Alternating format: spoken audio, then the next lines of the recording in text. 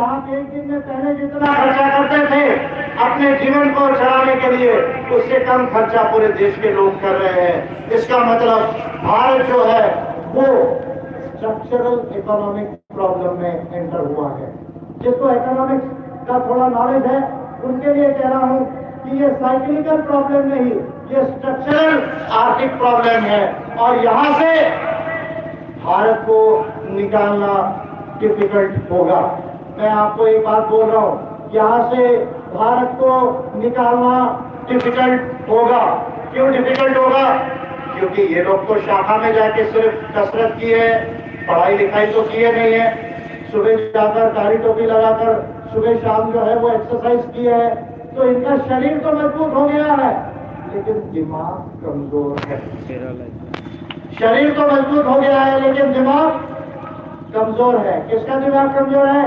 जो लोग काली टोपी डाल के, चाहे काली टोपी वालों के साथ उधर रहे हो, चाहे कमल के साथ इधर रहे हो, उनका दिमाग कमजोर हो गया है। अभी आप देखिए, हमारे देश के एक अर्थशास्त्री अभिजीत बनर्जी, उनको नोबेल प्राइज मिला।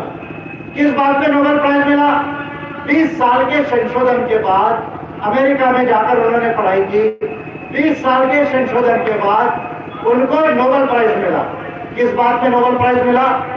कि गरीबी को, अच्छे से सुनिए, गरीबी को वैज्ञानिक तौर पर क्या नीति को लागू करके, उसके आंकड़ों को देखकर समझकर गरीबी को कौन कौन सी नीतियों से जल्दी समाप्त किया जा सकता है, ये रिसर्च अभिजीत बनर्जी ने किया। मैं ये समझता हूं कि इसकी जरूरत अमेरिका को नहीं, इसकी जरूरत इंग्लैंड को नहीं, इसकी जरूरत फ्रांस को नहीं, इसकी जरूरत जापान को नहीं, इसकी जरूरत फ्रांस ऑस्ट्रेलिया को नहीं, इसकी जरूरत शायद सबसे ज्यादा भारत को है, तंजानिया को है और लैटिन अमेरिकन कंट्रीज को है। जब अभिजीत बनर्जी भारत में आए, दिल्ली में गए, प्रधानमंत्री से मिलने गए, प्रधानमंत्री जी ने उनको चाय पिलाया, लेकिन ये प्रधानमंत्री ने अभिजीत बनर्जी से ये नहीं कहा कि आप हमारे देश के लोगों, आपने इतना बड़ा नॉलेज मिला है गरीबी को दूर करने के लिए, हमें कमेटी बनाते, कमीशन बनाते हैं, आप उस पर भारत का स्टडी करो और दो साल में हमको रिपोर्ट दो कि हम भारत की गरीबी को 5 साल से कैसे समाप्त कर सकते हैं। ये बात नरेंद्र मोदी जी ने अभिजीत बनर्जी को नहीं कही। इसका अर्थ साफ होता है कि मोदी जी भारत से गरीबी को समाप्त नहीं करना चाहते, पिछड़ेपन को, विषमता को समाप्त नहीं करना चाहते। मोदी जी भारत में गरीबी बनाए रखना चाहते हैं, गरीबों को इस्तेमाल करना चाहते हैं, विषमता को बनाए रखना चाहते हैं और उसके आधार पर बीजेपी को जो है वो रूल में बनाए रखना चाहते हैं। ये बात जो है इससे प्रस्थापित होती है, ये बात आपको समझने की जरूरत है। तो what does India require? Bharat को किस चीज की जरूरत है? भारत को किस चीज की जरूरत है? मैं आपको कुछ नई बातें कहूंगा, क्योंकि मैं इनके जैसा लीडर नहीं हूं जैसे आप लीडर देखते रहे। मैं पढ़ लिख के काम करके लीडर बना और पढ़ लिख के काम करके सारी देश की पार्टीज को चैलेंज करके अम्बेडकर पार्टी ऑफ इंडिया बनाई है। तो मैं ये कहता हूं कि भारत में किसी चीज की कमी नहीं है। ये बात आपको शायद किसी ने बताया नहीं होगा। India is not a poor country. India is not a poor country. India is a rich country with poor people. India is a rich country with poor people. Bharat ये गरीब देश नहीं है, भारत ये अमीर देश है, पर यहाँ पर लोगों को गरीब रखा गया है, यहाँ लोगों को पिछड़ा रखा गया है, यहाँ लोगों को दलित रखा गया है, यहाँ लोगों को जंगलों में जो है वो आदिवासी बनाकर रखा गया है, गांव में पिछड़ा बनाकर, शूद्र बनाकर रखा गया है, महिलाओं को पीछे रखा गया है, किसानों को पीछे रखा गया है, यहाँ के श्रमिकों को पीछे रखा गया है। भारत ये गरीब देश नहीं है, भारत अमीर देश है, पर यहाँ की गलत नीतियों के वजह से, गलत पार्टियों के वजह से, गलत विचारों के वजह से भारत को जो है वो पीछे रखा गया है। मैं आपको वो डेटा शेयर करता हूँ। क्या डेटा शेयर करता हूँ? एक, आज भारत का जीडीपी 7वें नंबर पर आ गया। 5वें नंबर पर आने के बजाय जो सकल घरेलू उत्पाद है यानी देश का पैसा, अगर आपको जीडीपी ना समझिए तो सिंपल भाषा में समझिए देश का पैसा। जैसा हमारा पैसा होता है एक परिवार का, एक व्यक्ति का, वैसा देश का पैसा। तो देश का पैसा तमाम देशों में भारत नोटबंदी के बाद 5वें नंबर से 4थे नंबर पर जाने के बजाय, यानी इंग्लैंड से आगे जाने के बजाय 7वें नंबर पर आ गया। फिर भी भारत का जो जीडीपी है लगभग $3 ट्रिलियन यानी 210 लाख करोड़ रुपया टच कर गया है। 210 लाख करोड़ रुपया टच कर गया। दूसरी बात, एक डेटा बाहर आया जिसके ऊपर देश के लीडर्स बात नहीं करते, देश की पार्टी बात नहीं करती, शायद जनता भी इस बात को भूल गई है या कभी कभी बोल देती है फिर भूल जाती है। जब नोटबंदी हुई, जब डीमोनेटाइजेशन हुआ, तो मोदी जी ने ये बात कही, मोदी सरकार ने ये बात कही। क्या बात कही? ये बात कही कि मैं नोटबंदी इसलिए कर रहा हूं कि मुझे काले धन को सफेद करना है। क्या आर्ग्यूमेंट था? आर्ग्यूमेंट ये था कि मुझे काले धन को सफेद करना है, यानी ब्लैक मनी को व्हाइट बनाना है। तब मैंने ये बात कही, अभी भी अवेलेबल है। नवंबर 2016 में नोटबंदी हुई, 10 दिन के अंदर मैंने कहा कि नोटबंदी से पैसा व्हाइट नहीं होता। नोट पैसा, नोटों को का ये सिद्धांत समझने की जरूरत है। कहाँ होता है? जिसको आप काला पैसा कहते हो, काला धन कहते हो, उसको काला कहना भी ठीक नहीं है। ये गोरे कालों का झगड़ा तो दुनिया में बहुत है, इसको रेसिज्म कहते हैं, इसलिए मैं उसको ब्लैक मनी कहना ठीक नहीं कहता हूँ। और मेरे लिखने के बाद शायद उसको भी नया शब्द मिल रहा है, unaccounted money of India, unaccounted wealth of India. क्योंकि जो सुप्रीम कोर्ट की एसआईटी बनी थी उसको मैंने लिख कि भाई ये जो ब्लैक एंड व्हाइट आप यूज कर रहे हैं ये रेसिस्ट वर्ड है। पैसा ना काला और ना गोरा होता है, आप काले लोगों को क्यों बदनाम कर रहे हो? ये तो गोरे लोगों की का नतीजा है। तो इसलिए इसको ब्लैक मत बोलो, इसको रेस न्यूट्रल बनाओ। उसके बाद तो unaccounted wealth, illicit wealth, illegal money, ऐसा टर्म अभी यूज किया जा रहा है ऑफिशियल। आप जानते हैं, बातें आपको आश्चर्य होगी। आप कहते हैं कि मैं 250 रुपये कमा रहा हूं, चूड़ी बना रहा हूं, 350 रुपया क्यों नहीं होता? मैं अभी से आया, बेंदौलिया से आया, मैंने किसानों को पूछा, छोटी दुकान वालों को पूछा कि आप पैसा कहाँ रखते हो? तो क्या सर कुछ नहीं, हाथ में आता है, खर्चा हो जाता है। मैंने अकाउंट नहीं है, ओके है, तो मैंने कहा बैंक अकाउंट में आप एफडी बना के क्यों नहीं रख दिया? पोस्ट ऑफिस डिपॉजिट क्यों नहीं कर दिया? 50,000 1 लाख रुपया। वो कहते सर 50,000 1 लाख फिक्स करेंगे ना, हमारे पास तो पूरी जिंदगी जा रही है, लेकिन 1 लाख रुपया आज तक बैंक में जमा नहीं हुआ, जमा नहीं हुआ। जो छोटे बिजनेस करते हैं उनकी आमदनी, जो लोग सालों साल सर्विस कर रहे हैं, अगर इन्फ्लेशन यानी महंगाई को कैलकुलेट किया जाए, उनकी रियल वेजेस नहीं बढ़ रही है।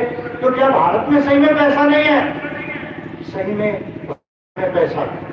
और ये आदमी को मैं झूठा इसलिए बोल रहा हूं, और इसलिए मैंने कहा कि डिक्शनरी से बेशर्म शब्द हटाने का समय आया है, क्योंकि यह आदमी ने देश के साथ 1 बार नहीं, 2 बार नहीं, 100 बार नहीं, हजारों बार झूठ बोला है, झूठ बोला है, झूठ बोला है, और आज तक केवल झूठ बोल रहा है। आज तक भी यह आदमी झूठ नहीं बोल रहा है, झूठ बोल रहा है। भारत में स्टडीज, क्या स्टडीज हुई, क्या अध्ययन हुआ? अध्ययन ये हुआ कि भारत में काला पैसा कितना है। What is the black, what is the unaccounted wealth of India? You would be surprised to know. The data is very much what is the data? What does the data says?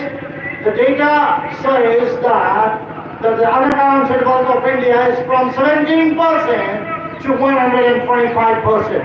यानी ये जो data है, आप थोड़ा सा अनिजी feel मत कीजिए, अंग्रेजी में आप लोगों के लिए नहीं बोल रहा हूँ, अंग्रेजी में उन लोगों के लिए बोल रहा हूँ जिन लोगों ने आपको चमार कहकर अपमानित किया, उन लोगों के लिए मैं अंग्रेजी बोल रहा हूं। जिन लोगों ने आपको गाली दी उनको मैं गाली दे रहा हूं। सिर्फ फर्क इतना है कि गाली में आपकी गांव की भाषा में, ठेठ भाषा में नहीं दे रहा हूं, उनको मैं अंग्रेजी में गाली दे रहा हूं। और वो गाली मेरी आप नहीं समझेंगे, वो जरूर समझ जाएंगे। और मैं आपके माध्यम से यूपी में उनको चैलेंज करूंगा, यूपी में चैलेंज करूंगा। अभी पत्रकार ने मुझे पूछा सर एक फाइनल संदेश और बताइए, आप क्या बोलना चाहते हैं। तो मैंने पत्रकार को अभी कहा, अभी तो ये झांकी है, अभी तो ये झांकी है, 2022 बाकी है, 2022 बाकी है। तो कहने लगे सर आपके आने से कोई और पार्टी साइकिल वाली पीछे जाएगी, हाथी पीछे जाएगा। मैं कहने लगा साइकिल का क्या होगा, हाथी का क्या होगा, ये तो मैं नहीं जानता, लेकिन मैं इतना जानता हूं कि अगर मैं यूपी में हूंगा तो योगी और मोदी को पानी पिला पिला के उत्तर प्रदेश में मारूंगा। मेरी बात ध्यान में रखना, मैं बहुत आपको सिंपल दिख रहा हूं, सोबर बोल रहा हूं, लेकिन मैं बहुत डेंजर लीडर हूं। हम लोगों ने इनको छत्तीसगढ़ में हराया, अभी बीजेपी को झारखंड में हराने वाले, अभी आपके बाद में झारखंड जाने वाला हूं वापस नागपुर में जाकर। तो मैं इंग्लिश आपके लिए नहीं बोल रहा हूं, मैं आपको जिन्होंने गाली दिया वो गाली का बदला निकाल रहा हूं। और इंग्लिश इसलिए बोल रहा हूं कि जो घंटी बजाया है इलाहाबाद में, कहाँ बजाए घंटी, आप भी बजाते हो, जो लोग उधर बजाते हैं, कहा वाराणसी में और कहा, वो छुट्टी वालों को बोल रहा हूं कि तुम्हारी छुट्टी में दम नहीं है, एक भी पैदा नहीं हुआ ऊपर से जो विजय माल्या का मुकाबला इंडिया में कर सके। एक भी पैदा नहीं हुआ जो इंडिया में विजय माल्या का मुकाबला कर सके। और अगर तुम्हारी माँ नहीं सॉरी, वो बाप जो जिसको वहां से पैदा हुआ वो आपकी साइड पर होता नहीं बोलता, अगर उसने तुमको दूध पिलाया होगा तो एक काम करना, आपका जो सबसे इंटेलिजेंट छुट्टी वाला होगा तो उसको ये स्टेज पर ला लेना, कमल वाले को। हाथ वाले के तो कुछ रही नहीं, अभी वो तो गया बेचारा, जाने दीजिए, हाथ वाले को 2 दिन के लिए छोड़ देते हैं। वो कमल वाले को ये स्टेज पर ला लेना। जेटली जी तो रहे नहीं, गई सुषमा स्वराज गई, अब बचा कौन है, मैडम सीतारमण। तो उनको, महिलाओं का मैं रिस्पेक्ट करता हूं, उनको लाओ। अब कौन बचा है, रविशंकर प्रसाद, उसको लाओ, और किसको लाना है लाओ, लेकिन योगी को मत लाना। गलती से भी किसको मत लाना, योगी को मत लाना, नहीं तो उसको जो है वो डिक्शनरी खोलना भी मुश्किल हो जाएगा कि मैं कितनी डिक्शनरी खोलूं और कितने शब्दों को बोलूं। इसलिए ऐसी गलती मत करना। मैं अंग्रेजी आप लोगों के लिए नहीं, उन लोगों के लिए बोल रहा हूं। आपको तो मैं सिर्फ समझाना चाह रहा हूं कि भारत में स्टडी अध्ययन हो, लेकिन इसका मतलब ये नहीं कि आपको इंग्लिश नहीं सीखना है। मैं आपको एक बात बता रहा हूँ, आपको 1550 का फॉर्मूला बताया लोगों ने, बताया ना वो फॉर्मूला, उस पर मैं आज नहीं जाऊंगा डिटेल में। लेकिन आपको एक बात कह रहा हूं, यदि आपको रूलिंग में आना, कैसे आना है, रूलिंग में आना है, आपके पास वोट है, आपके पास वोट है, लेकिन आपके पास में कुछ चीज एब्सेंट है।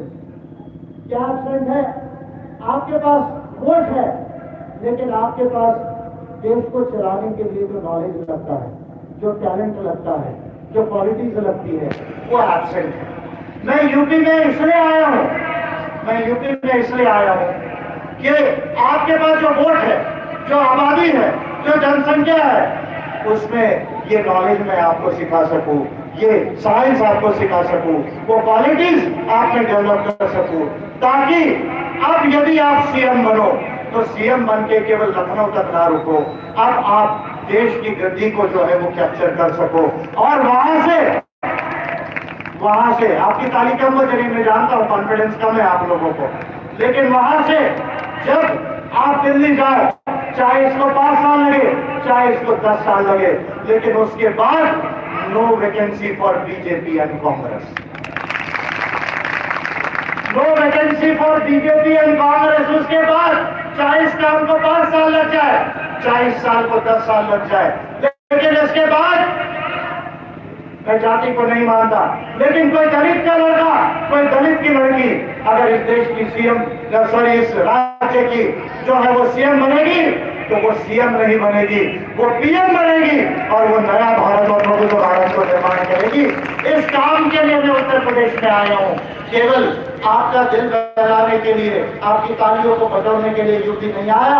और यूपी में पूरे 5 साल नहीं आया, इसी के वजह से नहीं आया क्योंकि मैं आपको बार बार बोलते रहा कि अगर यूपी में आना है तो मेरा टाइम का आपको सदुपयोग करना पड़ेगा, अदरवाइज मैं किसी भी स्टेट में जाके ये काम करूंगा।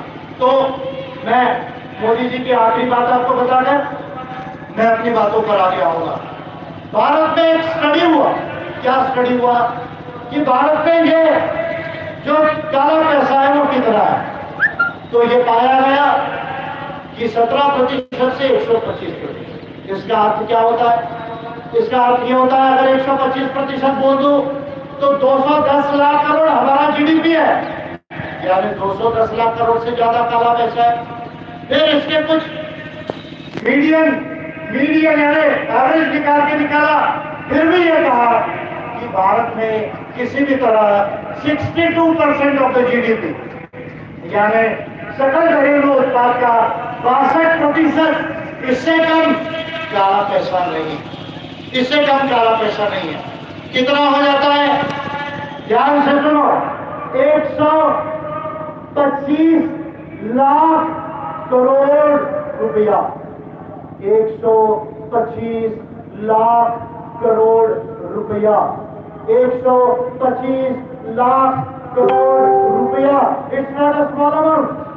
क्या स्टडी हुआ? स्टडी ये हुआ कि भारत के 1% लोगों के पास, 1% लोगों के पास यानी 1 करोड़ 30 लाख लोगों के पास भारत की 85% संपत्ति है, 85% संपत्ति है और 44% इनकम है। भारत के 1% लोगों के पास यदि इस काली वेल्थ को भी जोड़ दिया जाए तो 85% संपत्ति है, 44% इनकम है। और कांग्रेस के समय से यदि 1970 के दशक से यदि इस काली संपत्ति को टैकल किया गया होता तो आज भारत का जीडीपी यानी हमारे देश की संपत्ति और पैसा ये अमेरिका के बराबर होता, अमेरिका के बराबर होता। और आज हर भारतीयों का जो एवरेज पैसा है वो 11,500 करोड़ रुपया है, सॉरी 11,500 रुपया महीना है भारतीयों का एवरेज। वो 90,000 रुपया हर भारतीयों के जेब में होता यदि भारत के अंदर इस इलिसिट इकोनॉमी को, इस अनअकाउंटेड वेल्थ को, काले धन को यदि 1970 के दशक से टैकल किया होता तो इतना पैसा देश में होता। अब आज कहते हैं कि हमारे पास पैसा नहीं है, हमारे पास डेवलपमेंट के लिए पैसा नहीं, हमारे पास बजट नहीं, गरीबी है, मंदी है, हम आपको शिक्षा कहां से देंगे, हम आपको रोजगार कहां से देंगे, हम किसानों को बीज कहां से देंगे, खाद कहां से देंगे, आपके धानों को मूल्य कहां से देंगे, महिलाओं के लिए हम जो है वो शिक्षा का प्रावधान कहां से करेंगे, हम मजदूरों की मिनिमम वेजेस कैसे बढ़ाएंगे, हमारे देश में तो पैसा ही नहीं है। ये आर्ग्यूमेंट दिया जाता है। मैं मोदी जी से कह रहा हूं कि मोदी जी यदि आप ईमानदार हैं, यदि आप ईमानदार हैं तो मैं आपसे ये कहना चाहता हूं, यदि आप ईमानदार हैं तो मैं आपसे ये कहना चाहता हूं कि ये जो 125 लाख करोड़ रुपया है इसको आप निकालो, पूरा नहीं निकलता है तो 100 लाख करोड़ निकालो। और एक फॉर्मूला बता रहा हूं, एक ही फॉर्मूला बता रहा हूं, ये फॉर्मूले पर इसको पॉलिसी बनाकर लागू कर दो। क्या फॉर्मूला है? E4H2S2R2, E4H2S2R2, E4H2S2R2। क्या E4? Education, employment, entrepreneurship, endowment. R2 representation and reservation, representation and reservation। E4H2S2R2। क्या कर लो? S2 आज क्या कर लो, शिक्षा करो। अब ये बीजेपी की सरकार है, एक कमीशन बना हमारा कस्तूरी रंगन कमीशन, आपने सुना होगा। शिक्षा के क्षेत्र में भारत कैसे आगे ले लाया जाए, कस्तूरी रंगन कमीशन बना। एक कमीशन बना किसानों के लिए, उसको स्वामीनाथन कमीशन कहा जाता है कि किसान को अमीर कैसे बनाया जाए, खेती को उद्योग कैसे बनाया जाए, इसके लिए स्वामीनाथन आयोग बना। माइनॉरिटीज के लिए बना सच्चर कमेटी, गुल्लू कमेटी का रिकमेंडेशन आया। बच्चे मुक्त कैकाड़ी, बंजारा, गाड़ी लोहार, इनके लिए बना इज्जत कमीशन। उसने जो है वो बहुत सारी रिकमेंडेशन दी।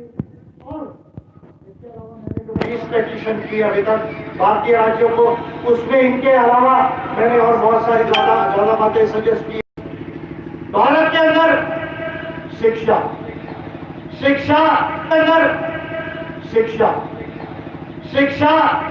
जब तक समान शिक्षा नहीं दी जाएगी, मेरी बात को आप ध्यान में रखिए, समान शिक्षा, एक जैसा स्कूल, एक जैसा करिकुलम जब तक नहीं बनाया जाएगा, जब तक नहीं दिया जाएगा, तब तक भारत से अगड़ों और पिछड़ों का भेद समाप्त नहीं होगा। अगड़े और पिछड़ों का क्या भेद है? एक भेद ये भी है, क्या भेद है कि वो इंग्लिश में बात करता है, आपको ठीक से हिंदी भी नहीं आती है। वो कहता है कि मैं फॉरेन यूनिवर्सिटी में पढ़ूंगा, मैं इंटरनेशनल करिकुलम में पढ़ूंगा। आपको गांव के स्कूल में टीचर है तो बेंच नहीं, बेंच है तो चौक नहीं, चौक है तो डस्टर नहीं, डस्टर और ब्लैक बोर्ड है तो टॉयलेट नहीं, मिड डे मील्स में अंडा नहीं, मिड डे मील्स में फ्रूट नहीं, मिड डे मील्स में आपको ड्राई फ्रूट्स नहीं, आपका कॉग्निटिव डेवलपमेंट नहीं हो रहा है। आपको 3 करिकुलम में पढ़ाया जा रहा है, state curriculum, central curriculum, international curriculum. तो मैंने एक दिन एक बात कही थी, मैं छत्तीसगढ़ में था, तब मैंने एक बात कही कि ये जितने बंबई दिल्ली में बैठ के कहते हैं कि हम बहुत होशियार हैं और हम लोग तो आईएएस बनेंगे, हम तो सीओ बनेंगे, हम तो फॉरेन यूनिवर्सिटी में जाके पढ़ाई करेंगे और देश के 80 के अंदर टैलेंट नहीं, वो तो रिजर्वेशन से केवल ऊपर आ रहे हैं, ऐसा आप लोगों ने भी कई बार सुना और हम लोग सुनते रहे। तो मैंने एक दिन छत्तीसगढ़ में एक बात कही, क्या बात कही थी कि जिस दिन अंबानी का बच्चा, जिस दिन अंबानी का बच्चा और आदिवासी का बच्चा 12वीं कक्षा तक एक ही जैसी स्कूल और एक ही जैसी करिकुलम में पढ़ेगा, उस दिन पता चल जाएगा कि अंबानी के बच्चे में टैलेंट है या आदिवासी के बच्चे में टैलेंट है। उस दिन पता चलेगा, उस दिन पता चलेगा। तो एजुकेशन पर पैसे की जरूरत है, उस पर खर्चा किया जा सकता है। ये अभी भी कहते हैं कि हम 2030 तक केवल 50% भारत के युवाओं को हायर एजुकेशन में लाएंगे। इसका मतलब 2030 में भी भारत के युवा जो है वो हायर एजुकेशन से जो है वो वंचित रह जाएंगे, वो महरूम रह जाएंगे। तो एजुकेशन, एम्प्लॉयमेंट, हर जगह रोजगार निर्माण हो सकता है। कौन कहता है कि गांव में रोजगार निर्माण करेगा?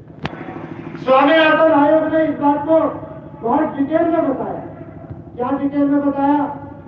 How to make our agriculture and agriculture industry, हमारी कृषि को, कृषि उद्योग कैसे बनाया जाए, इसके लिए स्वामीनाथन आयोग ने रिकमेंडेशन किया। आज भी 50% से ज्यादा आबादी ये कृषि पर डिपेंड है। अगर कृषि को उद्योग बना दिया जाए तो गांव के लोगों को शहरों में जाने की जरूरत नहीं पड़ेगी। गांव में बहुत बड़े पैमाने पर पैसा आने लगेगा। हाँ, शिक्षा, एजुकेशन के लिए शहर जा सकते हैं, कोई बड़ी बात नहीं है, लेकिन गांव में रहकर उनका इनकम जो है वो ऊपर आ सकता है। हमको हमारी कृषि को एग्रीकल्चर इंडस्ट्री बनाने की जरूरत है। और दूसरी बात, महत्वपूर्ण बात, हमारे देश में देखिए आप, ये हमारे लोग अभी मोबाइल से मेरा वीडियो बना रहे हैं, बनाइए, कोई दिक्कत नहीं है, लेकिन आपके हाथ में जो मोबाइल है वो मेड इन चाइना का मोबाइल है, वो मेड इन इंडिया का मोबाइल नहीं है, वो मेड इन चाइना का मोबाइल है। दुनिया में चीन अमेरिका के बराबर, उसकी अर्थव्यवस्था अमेरिका के बराबर क्यों आ रही है? क्योंकि चाइना ये सबसे ज्यादा साइंस को मानता है। किसको मानता है? साइंस को मानता है। इंडिया सबसे ज्यादा रिलीजन को मानता है। कोई भी रिलीजन हो, मैं नाम नहीं लेना चाहूंगा। इंडिया सबसे ज्यादा किसको मानता है? रिलीजन को मानता है। चाइना सबसे ज्यादा किसको मानता है? साइंस को मानता है। साउथ कोरिया साइंस को मानता है। जापान साइंस को मानता है। यूरोप साइंस को मानता है। दुनिया के जो जो देश आगे गए वो विज्ञान और प्रौद्योगिकी के आधार पर आगे गए। हम धर्म को मान रहे, हम एजुकेशन भी ऐसे दे रहे हैं। मैं अभी रास्ते में आया, मैथिली शरण गुप्त का एक पुतला दिखा, भिंड से आते आते मैथिली शरण गुप्त का एक पुतला दिखा। शायद उनको सम्मानित कवि देश का कुछ ऐसा कुछ अवार्ड दिया है। आप लोग ज्यादा जानते हैं हिंदी बैंड में ये कविता इन्होंने भी गाई। मैं तो कविता इतनी अच्छी नहीं गा सकता, लेकिन आप लोग कविता अच्छा गाते हैं, यूपी बिहार वाले लोग, आपका कल्चर है वो। पर मैं आश्चर्यचकित हुआ, मैथिली शरण गुप्त के स्टैचू तो लगा दिया, लाठी लेकर उम्र बढ़ गई, चलने के लिए लाठी का सहारा हुआ, लाठी उस पुतले के हाथ में है, लेकिन वो स्टैचू के हाथ में मुझे किताब नहीं दी। आपको शायद इसमें अटपटा नहीं लग रहा है। आप सोचो अगर डॉक्टर अम्बेडकर के स्टैच्यू में सिर्फ उंगली ऐसी रखे और इधर से कॉन्स्टिट्यूशन को हटा दिया जाए तो वो स्टैच्यू का क्या इंपॉर्टेंस है? आप बताइए मुझे। आपको शायद ये समझ में नहीं आ रहा है। आपको हर कोई शिक्षा से दूर रखना चाह रहा है, आपको नॉलेज से दूर रखना चाह रहा है, आपको साइंस से दूर रखना चाह रहा है। और मैं ये मानता हूं कि इंसान को शायद धर्म की जरूरत हो सकती है या नहीं भी हो सकती है, ये उसका व्यक्तिगत चॉइस है। इंसान को शायद धर्म की जरूरत हो सकती है या नहीं भी हो सकती है, ये उसका व्यक्तिगत चॉइस है। लेकिन इंसानियत को और दुनिया को विज्ञान की जरूरत है। इंसानियत को और दुनिया को विज्ञान की जरूरत है। इस बात को हमें समझने की जरूरत है। आज हम कपड़े में एक्सपोर्ट करते थे, हम कपड़े में एक्सपोर्ट करते थे। आज बांग्लादेश हमसे ज्यादा अच्छा कपड़ा बनाकर बेचता है। बांग्लादेश इंडिया से ज्यादा अच्छा कपड़ा बनाकर बेचता है, हमसे आगे चले जाए। दुनिया की कोई क्वालिटी प्रोडक्शन इंडिया में नहीं होता। Make in India, make in India, make in India, make in India. Gujarat model, fake model, Gujarat model, fake model. आप कहते भारत में बनाओ। और ये हमारे उत्तर प्रदेश के लीडर थे और वो बाद में अभी हमारे रक्षा मंत्री बन गए। क्या नाम है उनका? आपको याद है? मैं तो भूल जाता हूँ। क्या नाम है उनका? क्या, कौन से सिंह? पता नहीं कौन से सिंह है। अभी वहां फ्रांस में जाके, इनकी मजा देखो, फ्रांस में जाके ये कह रहे हम चाइना से डर है, अटैक करेगा, पड़ोसी देश है पाकिस्तान, वो झगड़े की बात करता है, उससे डर है, तो हमको एयरफोर्स स्ट्रॉन्ग करना है। तो एयरफोर्स स्ट्रॉन्ग करने के लिए 30 साल से ज्यादा हो गया तेजस प्रोजेक्ट पे लाइट एयरवेट कॉम्बैट जो प्लेन है 30 साल हो गए इंडिया बना रहा है। अभी तक हमारे देश में वो प्लेन नहीं बना पाए। तो ये कहा कि नहीं भैया हम बहुत पीछे हैं, तो समझदारी दिखाई, बोले फ्रांस से प्लेन ले लो।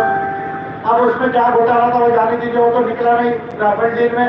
लेकिन राफेल एक प्लेन है, ठीक प्लेन है, अच्छा प्लेन है, उसको लाने गए। अब ये हमारे जो मंत्री थे, कौन मंत्री थे, क्या कौन सा सिंह है वो? मुझे लगा यार सर पे सिंह तो नहीं है। सही में मैं ये सोच में पड़ गया कहीं सर पे सिंह तो नहीं है। तो यार उधर प्लेन को जब लाने गए तो नींबू मिर्च लगा दी उधर में। अरे यार अगर नींबू मिर्च की जरूरत है तो पाकिस्तान बॉर्डर पे नींबू मिर्च रखो, मिसाइल को जो है प्लेन की क्या जरूरत है? आपके नींबू मिर्च से ही आपका डिफेंस होता है। एक और ऐसे मंत्री है, इनके नमूने मंत्री बताता हूं। ये आपको बोलते ना SC/ST के लोगों को कि इनको कुछ नहीं आता, तो मैं बताता हूं इनको क्या आता है। ये लोग SC/ST के आपके लोगों को बोलते हैं ना, रोज अपमान करते, आपकी गाली देते हैं। तो आज आपका बदला लेने के लिए आया हूं मैं इनके साथ। एक पीयूष गोयल है, तो पीयूष गोयल इनका ट्रेजरर है बीजेपी का, और उसके प्रेजेंस में बीजेपी के पास बहुत पैसा आया इधर उधर से, सफेद काला सब, और बीजेपी सबसे अमीर पार्टी हो गई। लेकिन ये बीजेपी का फाइनेंस मिनिस्टर, बीजेपी का पार्टी का ट्रेजरर, वो जब भारत का मिनिस्टर बना तो उसको ये नहीं मालूम अभी तक, जो 10वीं कक्षा का बच्चा बता देगा साइंस का पढ़ा हुआ कि law of gravity and motion ये आइंस्टाइन ने जो है खोजा या ये न्यूटन ने खोजा, ये 10वीं का बच्चा बता देगा। ये कहता है कि law of gravity and motion Einstein ने खोजा, और कहता है कि आप कैलकुलेशन मत लगाओ, ये मत पूछो कि हम 5 ट्रिलियन डॉलर 2025 तक हमारी इकोनॉमिक्स को कैसे बनाएंगे। 5 ट्रिलियन डॉलर का मतलब होता है आज के डॉलर के रेट से 350 लाख करोड़ रुपया। आज भारत का GDP 210 लाख करोड़ रुपया नॉमिनल प्राइसेस में है। यदि 2025 तक अगर 350 लाख करोड़ रुपया आज के रेट से जाना है तो 18% से ज्यादा आपको ग्रो करना पड़ेगा। आप 8% से ग्रो करते करते 5% के आ गए। ये महाशय कहते हैं कि कैलकुलेशन मत लगाओ। इनको ये भी नहीं मालूम कि साइंस में मैथमेटिक्स के कैलकुलेशन सबसे इंपॉर्टेंट होते हैं। ये नमूने प्राइम मिनिस्टर के नमूने मंत्री। और कितने नमूनों की बात बताऊं। बीजेपी का मैंने एक नाम दिया। क्या नाम दिया? क्योंकि 2014 में हमारे कानों में बहुत आया, इसका नाम वो, उसका नाम वो, उसका नाम वो, तो मैंने बीजेपी का 2 नाम दिए। लेकिन आज मैं एक नाम बोलता हूं उनको। बीजेपी का मैंने नाम दिया BJP। क्या? BJP। भोंदू, भोंदू समझते हैं ना? भोंदू जानता नहीं पार्टी, भोंदू जानता नहीं पार्टी, भोंदू जानता नहीं पार्टी। ये बीजेपी जो है इसको कुछ आता नहीं, ये देश को आगे नहीं ले जा सकती। जहां जहां करेगा वहां वहां कीचड़ होगा, जहां जहां कमल खिलेगा वहां वहां कीचड़ होगा। क्योंकि कमल कीचड़ के अलावा कहीं खिलता नहीं है। पहले कीचड़ बनाता है फिर खिलता है। पहले जाति का कीचड़ बनाता है, फिर धर्म का कीचड़ बनाता है, फिर लव जिहाद का कीचड़ बनाता है, फिर बीफ ईटिंग का कीचड़ बनाता है, फिर 370 की बात को करता है, फिर 5 लाख दिए लगे जलाने की बात करता है। तमाम तरह का कीचड़ बनाता है, फिर कमल जो है वो खिलता है। इसलिए अगर यूपी और देश को कीचड़ से साफ करना है तो प्रधानमंत्री का स्वच्छ भारत अभियान काम में नहीं आएगा। प्रधानमंत्री का स्वच्छ भारत अभियान काम में नहीं आएगा। आपको सिंपल फॉर्मूला दे रहा हूं, कमल को खिलने से रोकना पड़ेगा, उसको कुचल कर खत्म करना पड़ेगा। कमल को खिलने से रोकना पड़ेगा, कुछ तो उसे समाप्त करना पड़ेगा। तो E4 H2 S2 R2 entrepreneurship business को लाया जाना चाहिए। मैं उत्तर प्रदेश की पॉलिसी को स्टडी कर रहा था, मुझे सरप्राइज हुआ कि उत्तर प्रदेश में लेदर का बहुत बड़ा व्यापार है, लेदर का। और लेदर को काम करने वाले हमारे गरीब समाज के लोग हैं, दलित समाज के लोग हैं, आप लोग सब जानते हैं। लेकिन मैं जब गवर्नमेंट की पॉलिसी को स्टडी कर रहा था तो मुझे बड़ा आश्चर्य हुआ कि ये लोग मैन्युफैक्चर करते हैं लेकिन इंडस्ट्री नहीं है। तो भाई इंडस्ट्रियलाइजेशन, एंटरप्रेन्योरशिप डेवलप की जा सकती है, एंटरप्रेन्योरशिप डेवलप की जानी चाहिए। इसके साथ जो है एंडाउमेंट संपत्ति आपकी बनाई जानी चाहिए। जो कहते हैं कि गरीबी समाप्त नहीं हो सकती, मैं गरीबी को समाप्त करने का और एक सिंपल फॉर्मूला है, यूनिवर्सल बेसिक इनकम। क्या फॉर्मूला दे रहा हूं? Universal basic income, UBI. क्या यूबीआई है? भारत के बजट से 1.6% से लेकर 2% केवल खर्चा आएगा भारत की जीडीपी का। जितने भारत के गरीब है, 36 करोड़ लोग लगभग भारत में गरीब है, उनको मैंने कहा 3,000 रुपया दे दो। कितना दे दो? 3,000 रुपया दे दो हर एक को, और उसको उसके साथ में एजुकेशन, हेल्थ और बाकी पॉलिसी जोड़ दो। कोई इंसान भूखा नहीं मरेगा। No citizen of India will go hungry to bed. कोई भूखे पेट जो है वो सोने को नहीं जाएगा। किसी को ये चिंता नहीं रहेगी कि मैं कल क्या कमाऊंगा, क्या खाऊंगा, आज क्या कमाऊंगा, कल क्या खाऊंगा। ये चिंता समाप्त हो जाएगी। फिर उसको एजुकेशन और एम्प्लॉयमेंट और बाकी चीजों में जो है वो लगा दो। भारत से गरीबी 5 साल के अंदर में कम हो सकती है, समाप्त हो सकती है। तो E4 का एंडाउमेंट और संपत्ति होना चाहिए, हेल्थ, हाउसिंग, हर एक को स्वास्थ्य की पॉलिसी होना चाहिए, हर एक को आवास दिया जाना चाहिए, उसके लिए बजट में प्रोविजन किया जा सकता है। स्किल्स, हर एक को हुनर, कौशल सिखाने की जरूरत है, टैलेंट सिखाने की जरूरत है। Social security, provident fund, pension, health insurance, ये हर एक को कराने की जरूरत है। और SR2 रिप्रेजेंटेशन, यानी जितनी संस्थाएं हैं भारत की, उसमें सब में SC, ST, OBC, माइनॉरिटीज का और महिलाओं का रिप्रेजेंटेशन हो। और R2 यानी रिजर्वेशन, तो रिजर्वेशन को केवल गवर्नमेंट सर्विस में नहीं, अब जुडिशरी में लाने का समय आया है, प्राइवेट सेक्टर में उसको लाने का समय आया है। अगर E4, S2, R2 पर यदि आप इस पैसे को समाप्त खर्चा कर दे तो भारत के अंदर 10 साल से भारत से गरीबी जा सकती है, पिछड़ापन जा सकता है, और भारत पहले 10 कंट्री में आ सकती है। ये मैं आपको दावे से कहता हूँ। ये काम करने के लिए आपकी पॉलिसी क्लियर होनी चाहिए, आपके पास talented leaders and talented ministers and आपके ऑफिस बेयर्स होने चाहिए। हम API को वैसे डेवलप करना चाहते हैं। मैं उम्मीद करता हूँ कि आप इस बात को अच्छे से समझेंगे और अम्बेडकर पार्टी ऑफ इंडिया को यूपी के अंदर में बड़े पैमाने पर स्प्रेड करेंगे। मुझे कल रात से लोग कह रहे हैं कि सर आप यूपी में आए हैं तो यूपी में आप ज्यादा समय दीजिए। कुछ लोगों ने तो मुझे कहा कि सर आप यूपी में ही रुक जाइए, आप यूपी में रुकेंगे तो यूपी में जल्दी जो है वो जो है आपको सफलता मिलेगी और यूपी जल्दी बदलेगा। क्या आपको लगता है ये जो सब लोग कह रहे हैं कल रात से, ये सही बात है? वो मुझे कह रहे हैं कि सर आप यूपी में ज्यादा ध्यान दीजिए, यूपी में अगर आप ध्यान देंगे, अगर रुककर तो ज्यादा आपको जो है वो रिजल्ट मिलेगा और यूपी में जल्दी बदलाव आएगा। यदि आपकी तमन्ना सच्ची है, यदि आप में जो विज्ञान सिखा रहा हूँ, जो नीति अनेक अंगों मग्गों की, अनेक अंगों मग्गों, कॉस्मो ह्यूमैनिज्म, यानी दुनिया एक लॉ से, एक नियम से नहीं चलती है। दुनिया में कई लॉज और कई नियम हैं। Constitutional law, international law, civil law है, क्रिमिनल लॉ है, डोमेस्टिक लॉ है, लॉ ऑफ स्पेस है, कई लॉ से चलती है। उसी तरह जो सृष्टि है वो भी अनेक लॉ पे चलती है। Law of gravity and motion, law of relativity, law of thermodynamics, law of big bang, न जाने कितने लॉ है जिससे सृष्टि चलती है। एक कानून से दुनिया नहीं चलती, सृष्टि नहीं चलती, अनेक कानूनों से दुनिया चलती है, सृष्टि चलती है। उनको समझकर, उन पर एप्लीकेशन करके एक समाधान नहीं, अनेक समाधानों से बदलाव आता है, अनेक नियम, अनेक समाधानों से बदलाव आता है।